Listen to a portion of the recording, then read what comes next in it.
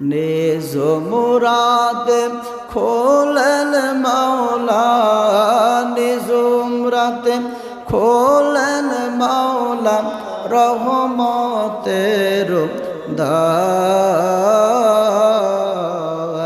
দয়াল আল্লাহ ডেকে বলেন ঘুমায় না, আর মাবুদ মাওলা ডেকে বলেন ঘুমায় না।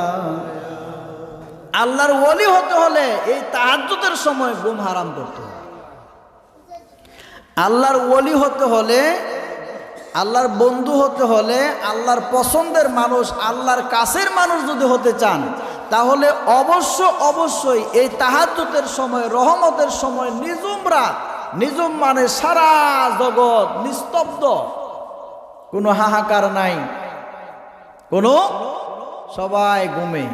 কিন্তু যে ব্যক্তি আল্লাহকে পাইতে চায়, আল্লাহর সাথে প্রেমের কানেকশন লাগাইতে চায়, তার ঘুমাইলে চলবে না, তার ঘুম হারাম। এজন্য দেওয়ানবাগ শরীফ যারা গেছেন দেখবেন এই গজলের মাধ্যমে সুন্দর করে জাগানো হয় মানুষকে, জেগে ওঠেন, নিজুম রাতে খোলেন মাওলা রহমতের দ্বার, রহমতের দোয়ার খুলে রাব্বুল আলামিন।